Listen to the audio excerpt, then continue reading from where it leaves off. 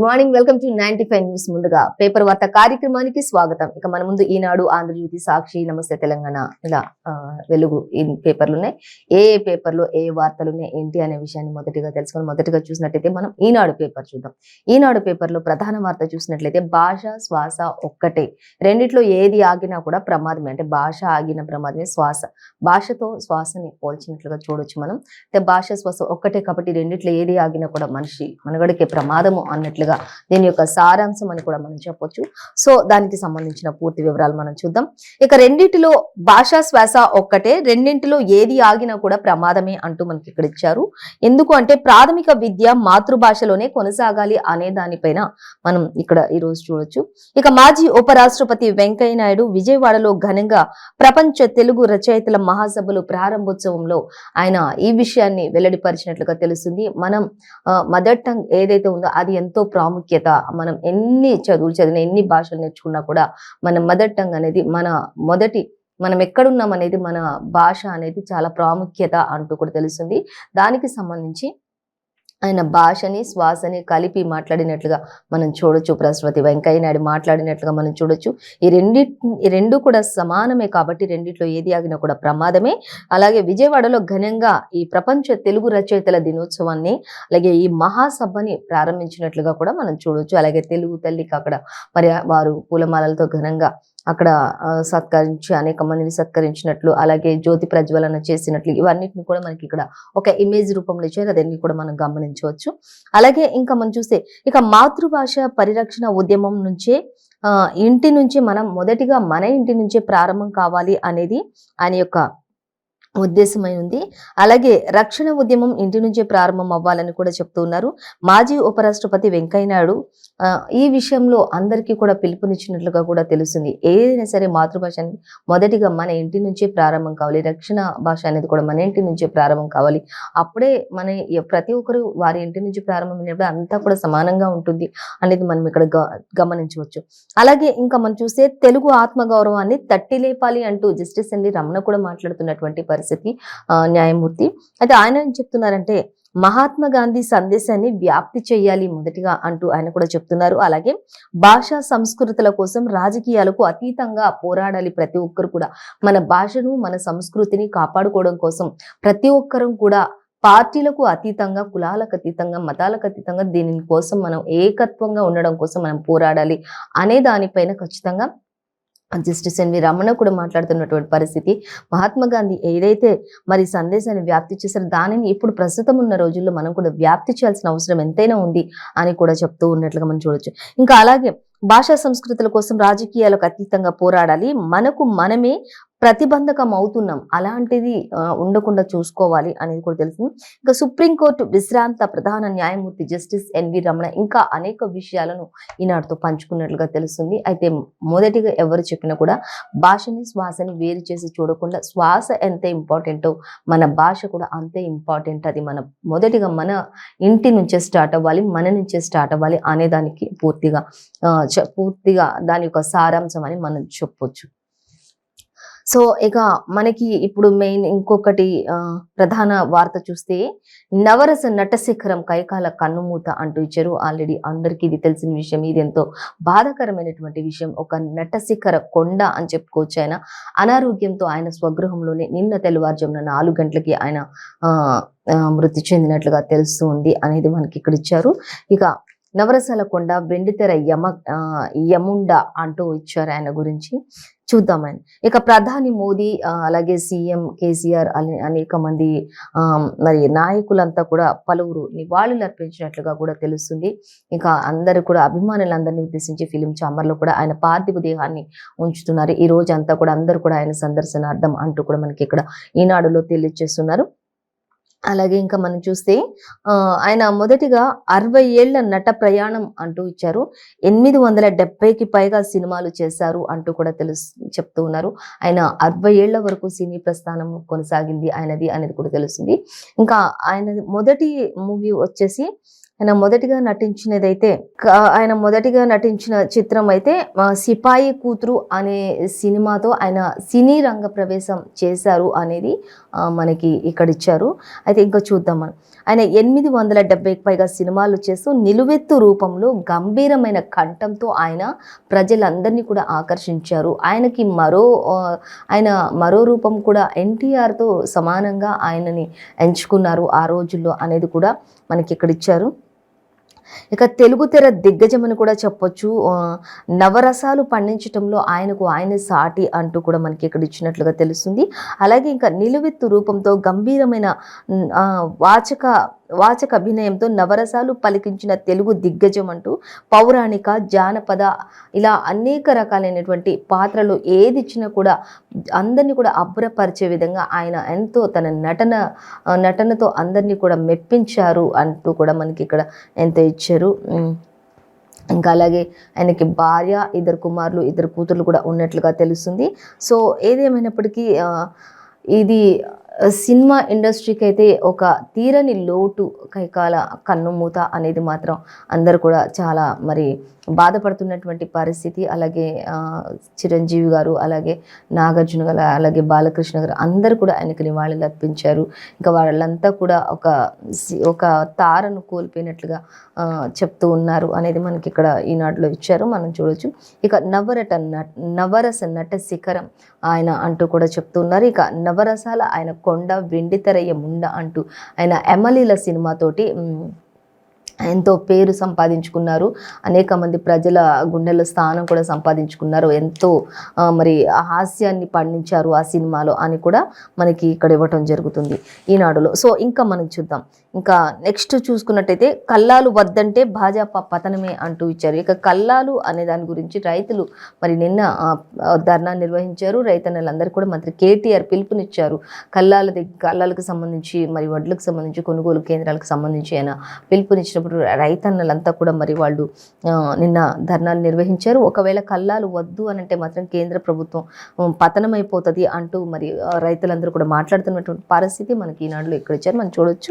అయితే కేంద్రం వైఖరికి నిరసనగా రాష్ట్ర వ్యాప్తంగా బారాస శ్రేణులంతా కూడా ఆందోళన చేపట్టారు అనేది కూడా ఇక్కడ మనకి ఇక్కడ ఇవ్వడం జరుగుతుంది. సో దానికి సంబంధించిన పూర్తి సమాచారం పేపర్ 10లో మనం చూద్దాం. ఇంకా మనం చూసినట్లయితే నూతన సంవత్సరంలో పర్యాటక వీసాలు ప్రారంభం కాబోతున్నాయి అనేది ఇచ్చారు. ఇక విస్తృతంగా ఏర్పాట్లు చేస్తున్నట్లుగా తెలిసింది. అలాగే బోగస్ వర్సిటీలపై కొరడాలు కూడా జులిపిస్తున్నారు. చాలా బోగస్ యూనివర్సిటీలు ఉంటాయి కాబట్టి ఈ యూనివర్సిటీ నుంచి మేము ఇలా యూఎస్ వెళ్తున్నాం అని చెప్తూ మరి నూతన సంవత్సరం వీసాల కోసం అనేక తారుమార్లు చేసేవాళ్ళు ఉంటారు కదా, వాటిపై కూడా కొరడా జులిపిస్తారు. అలాంటి ఛాన్సెస్ లేకుండా ఈసారి అన్ని జాగ్రత్తలు తీసుకుంటున్నారు అనేది మనకి ఇక్కడ ఇచ్చారు. ఇక అమెరికా కాన్సుల్ జనరల్ జెన్నిఫర్ లార్సెస్ కూడా తెలంగాణ ప్రభుత్వ సానుకూల ధోరణి పారిశ్రామికవేత్తలను ఆకట్టుకుంటోందంటూ కూడా ఒక కితాబ్ ఇచ్చినట్లుగా మనకి ఇక్కడ తెలుస్తుంది. మొత్తంగా అయితే వీసాల విషయంలో ఎటువంటి తారతమ్యం లేకుండా ఈసారి జరగబోతున్నాయి అనేది మనకి ఎంతో క్లియర్గా ఇక్కడ ఇచ్చారు. సో ఇంకా మనం చూసినట్లయితే వెలుగు పేపర్ చూద్దాం. ఇక వెలుగు పేపర్లో కూడా మనకి మెయిన్ ప్రధాన వార్త అంటే ఇంకా కైకాల గురించి ఇచ్చారు. నవరసుడు కన్ను మూత కైకాల అంటూ మనకి ఇక్కడ ఇచ్చారు. హైదరాబాద్ ఫిలిం నగర్లో తన ఇంట్లోనే తుది శ్వాస విడిచినట్లుగా తెలుస్తుంది. అయితే కొంతకాలంగా అనారోగ్యంతో ఆయన బాధపడుతున్నట్లుగా కూడా తెలుస్తుంది. ఇంకా ఆయన 1935లో మరి జన్మించారు, 2022లో ఆయన మరణించారు అనేది కూడా మనకి ఇక్కడ ఇచ్చారు. ఆయన మొదటి సినిమా నుంచి కూడా చివరి సినిమా వరకు కూడా అన్ని కూడా వివరాలు ఇక్కడ మనకి ఇచ్చారు. ఆయన అవార్డులు, రివార్డులు కూడా మనకి ఇక్కడ ఇవ్వడం జరుగుతుంది. ఇంకా కొన్ని పేపర్స్లో మాత్రం 800 పైగా సినిమాలు తీశారని, కానీ ఇక్కడ మాత్రం 700కు పైగా సినిమాలు చేశారు. 777 సినిమాలకు పైగా ఆయన చేశారు. అందరినీ ఎంతగానో మెప్పించారు ఆయన నటనతోటి అనేది కూడా తెలుస్తుంది. మరో ఎన్టీఆర్ అనే బిరుదు కూడా ఉంది ఆయనకు అంటూ కూడా చెప్పారు. ఇక సత్యనారాయణ వంటి గొప్ప నటుడు చనిపోయారన్న విషయం తెలిసి దిగ్భ్రాంతి కలిగింది అంటూ కూడా పలువురు నటులు చెప్పడం జరుగుతుంది ఇక్కడ అంటూ తెలుస్తుంది. ఇక ఆయన వైవిధ్యమైనటువంటి పాత్రలు, నటనతో అన్ని తరాల ప్రేక్షకులకు దగ్గరైనటువంటి నటుడు. ఈ తరం అని కాదు, మరి అన్ని తరాల వరకు మొదటి నుంచి ఆయన సినిమా ప్రస్థానం స్టార్టింగ్ నుంచి ఇప్పటి వరకు ఎన్ని తరాలు అయితే వాళ్ళందరినీ కూడా మెప్పించినటువంటి గొప్ప నటుడు అని చెప్పే ఆయన గురించి మరి ఇక్కడ మనం వెలుగులో చూడొచ్చు. సో ఇక ఏదేమైనప్పటికీ మాత్రం ఆయన లేని లోటు సినిమా ఇండస్ట్రీకి ఎంతో ఉంది అనేది మాత్రం అందరూ కూడా బాధపడుతున్నటువంటిది. కానీ అందరూ కూడా కన్నీటి పర్యంతం ఆయనకి ఘన నివాళులు అర్పించారు. ఈరోజు ఫిలిం ఛాంబర్లో మరి అభిమానులందరూ సందర్శనార్థం ఆయన పార్థివ దేహాన్ని కూడా అక్కడ ఉంచబోతున్నారు అనేది కూడా మనకి ఇక్కడ క్లియర్గా ఇచ్చారు.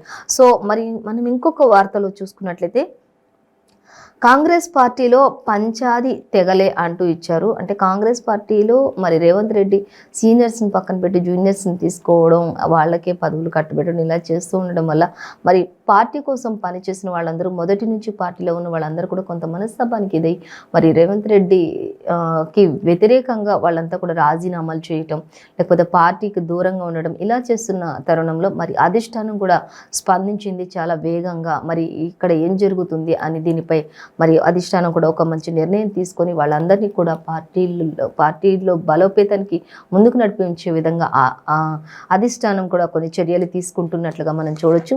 సో ఇంకా అలాగే ఏఐసిసి దూతగా దిగ్విజయ్ వచ్చినా కూడా కొలిక్కి రాలే ఇంతవరకు. అయితే వీళ్ళందరూ కూడా ఇలా జరుగుతున్న తరుణంలో దిగ్విజయ్ సింగ్ను మరి అధిష్టానం నిర్ణయించింది వీళ్ళందరినీ సర్ది చెప్పి పార్టీ ముందుకు వెళ్లే విధంగా, పార్టీ బలోపేతానికి కృషి చేసే విధంగా ఆయన పంపించినా కూడా ఇంతవరకు ఈ మ్యాటర్ అనేది మాత్రం ఒక కొలిక్కి రాలేదు అన్నట్లుగా, కాంగ్రెస్ పార్టీలో పంచాయతీ ఇంకా తెగలేదు అన్నట్లుగా మాత్రం మనకి వెలుగులు ఇవ్వటం జరిగింది.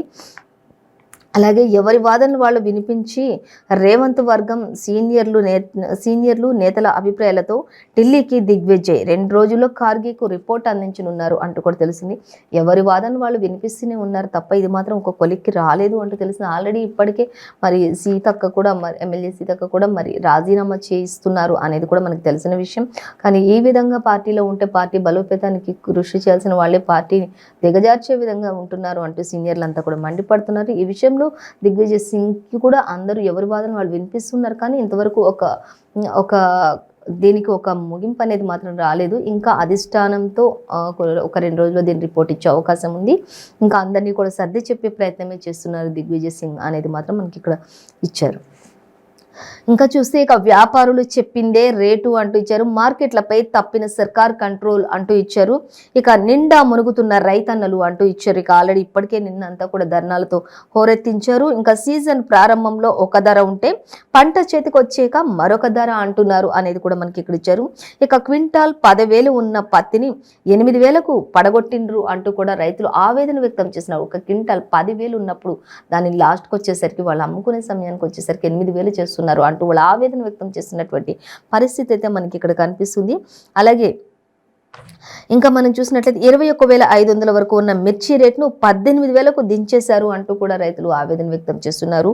ఇంకా చూస్తే తాలు తేమ పేరిట వడ్ల కొనుగోళ్లను తాల్ అంటారు, తేమ అంటారు, ఇంకా ఏదో చెప్పి వడ్ల కొనుగోలులో కూడా మరి మోసమే జరుగుతుంది. అక్కడ కూడా దోపిడీనే జరుగుతుంది. కొనుగోళ్ల విషయానికి వచ్చేసరికి దోపిడీలే జరుగుతున్నాయి తప్ప మాకు ఎక్కడ కూడా గిట్టుబాటు ధరలు లభించటం లేదు అంటూ కూడా అందరు కూడా మరి రైతన్నలు ఈ విషయాలలో మరి ధర్నా కూడా చేసినట్లుగా మనం చూడొచ్చు. ఇక మిల్లర్లు, వ్యాపారులతో మార్కెట్ పాలక వర్గాలంతా కూడా ఆఫీసర్లు అందరూ కూడా కుమ్మక్కై కొన్ని విషయాలు జరిగిస్తూ ఉన్నారు. మరి ఎక్కడ ఏం జరిగినప్పటికీ కూడా నష్టపోతున్నదైతే రైతన్నలు అని రైతులు కంట నీరు పెడుతున్నట్లుగా, వారంతా కూడా ఆవేదన చెందుతున్నట్లుగా, వారెంతో ఆరుగాలం కష్టపడి పండించిన ప్రతి పంట విషయంలో కావచ్చు, పత్తి విషయంలో కావచ్చు, మిర్చి విషయంలో కావచ్చు, వడ్ల కొనుగోలు విషయంలో కావచ్చు, ఎక్కడ చూసినా కూడా ముందు ఒక ధర చెప్తున్నారు, తర్వాత వేసిన తర్వాత ఒక ధర చెప్తున్నారు, పంట చేతికొచ్చి అమ్ముకునే సమయానికి ఇంకొక రేటు చెప్తున్నారు. దాంట్లోనే మళ్ళీ పాలంటారు, మరి తేమ అంటారు, ఇలా రకరకాలుగా మరి అది కొనుగోలు సమయం వచ్చేసరికి రకరకాలుగా చేంజెస్ చేస్తున్నారు అనేది మాత్రం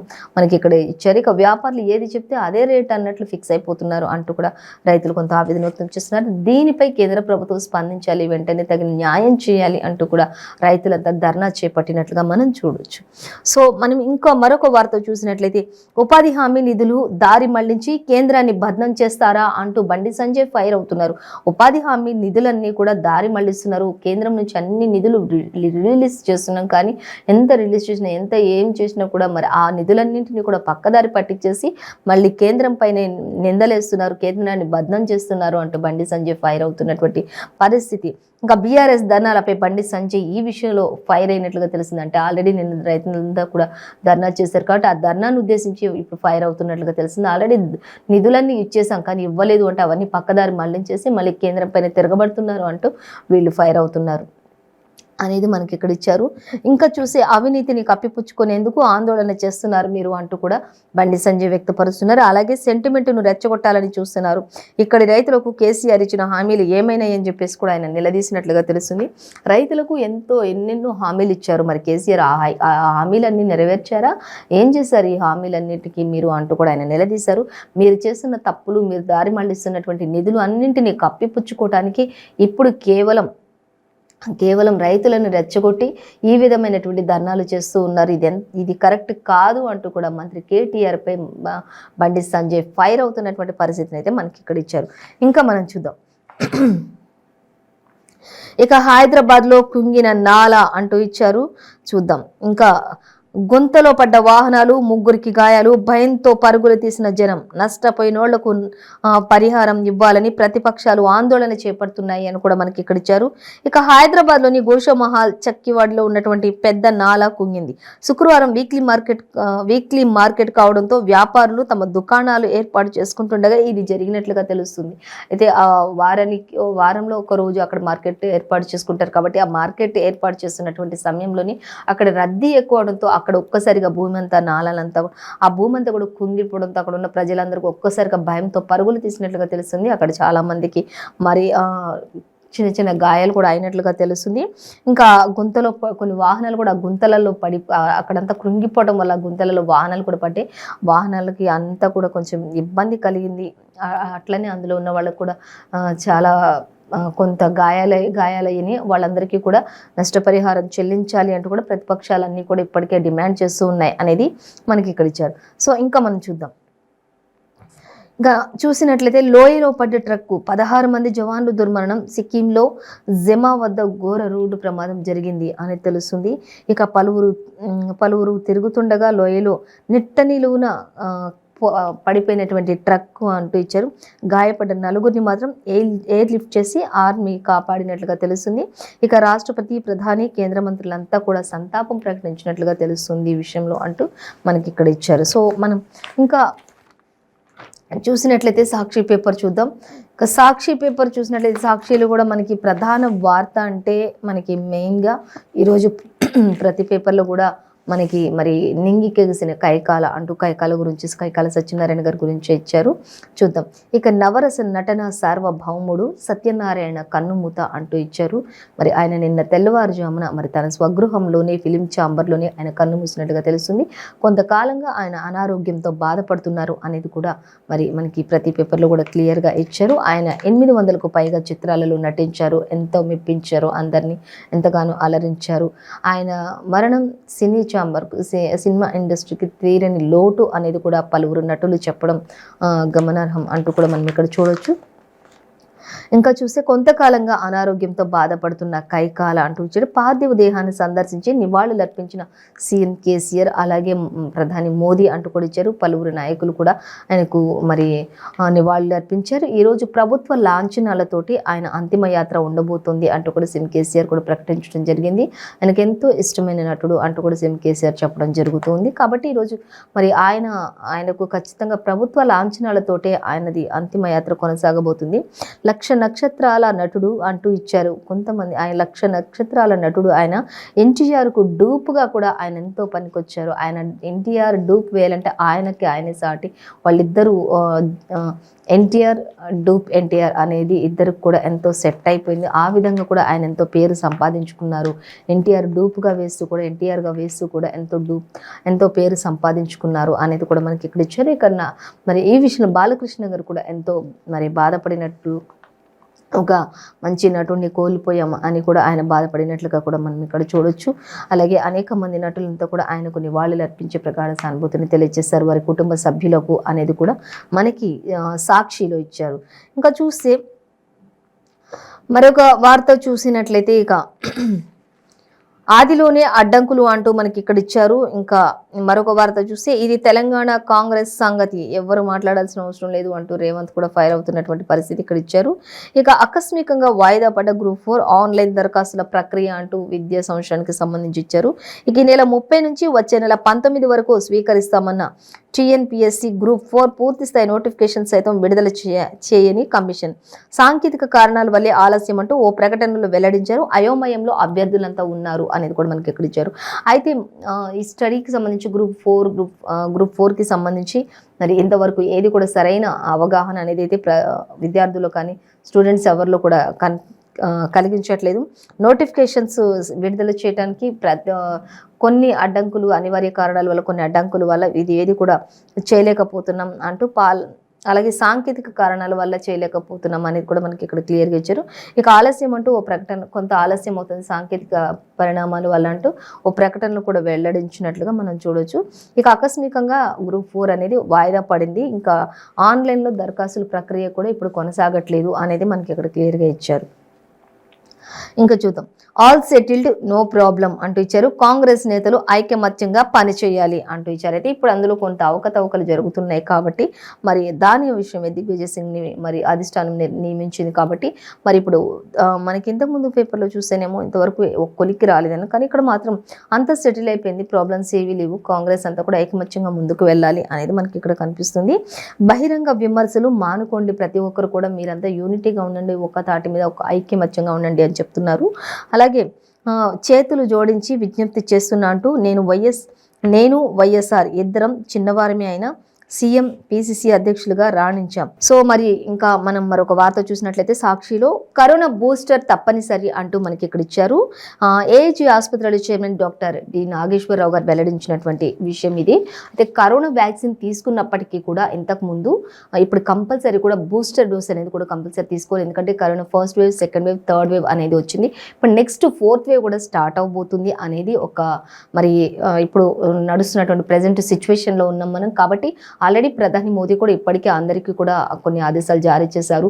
ఎక్కడికి వెళ్ళినా, ఫంక్షన్స్కి వెళ్ళినా, ఎక్కడికి వెళ్ళినా కూడా మాస్క్ తప్పనిసరి, సోషల్ డిస్టెన్స్ తప్పనిసరి, శానిటైజర్స్ యూజ్ చేయాలి. అలాగే ఫంక్షన్స్కి వెళ్ళినప్పుడు మాత్రం మినిమం అక్కడ ఖచ్చితంగా అన్ని జాగ్రత్తలు పాటించాల్సింది అంటూ కూడా చెప్తున్నారు, రద్దీగా ఉన్న ప్రాంతాల్లో కావచ్చు. అలాగే ఇంకా ఇంకో విషయానికి వచ్చినట్లయితే ఇది ఫిబ్రవరికి వరకు కూడా ఖచ్చితంగా దీని విషయంలో జాగ్రత్తగా ఉండాలి. ఎందుకంటే ఆ టైంలో ఈ కరోనా ఎక్కువగా పెరిగే అవకాశం ఉంది కాబట్టి జనవరి, ఫిబ్రవరి మాసంలో మాత్రం ఖచ్చితంగా అది పెరిగే అవకాశం ఉంది. ఆ టైంలో ఎక్కువ జాగ్రత్తలు తీసుకుంటూ అలాగే కరోనా వ్యాక్సిన్స్ తీసుకున్నప్పటికీ కూడా బూస్టర్ డోస్ అనేది తప్పకుండా తీసుకోవాల్సిన పరిస్థితి ఎంతైనా ఉంది అంటూ కూడా మరి ఏజీ ఆసుపత్రుల చైర్మన్ డాక్టర్ డి నాగేశ్వరరావు కూడా వెల్లడించినట్లుగా మనం ఇక్కడ చూడొచ్చు. ఇక చూస్తే చైనా తదితర దేశాల్లో కరోనా విజృంభిస్తున్న నేపథ్యంలోనే ప్రజలందరూ అప్రమత్తంగా ఉండాలని, బూస్టర్ డోస్ వ్యాక్సిన్ తప్పకుండా తీసుకోవాలని ఏజీ ఆసుపత్రుల chairman doctor D Nageshwar Reddy వెల్లడించారు. అలాగే ఫిబ్రవరి వరకు జాగ్రత్తలు తీసుకోవాలి, మాస్కులు పెట్టుకోవాలి కంపల్సరీ, అలాగే శానిటైజర్ యూజ్ చేయాలి, సోషల్ డిస్టెన్స్ పాటించాలి అనేది కూడా ప్రతి ఒక్కరు కూడా చెప్తున్నటువంటి పరిస్థితి. జాగ్రత్తలన్నీ తీసుకోవాల్సిందే ఎట్టి పరిస్థితుల్లో కూడా.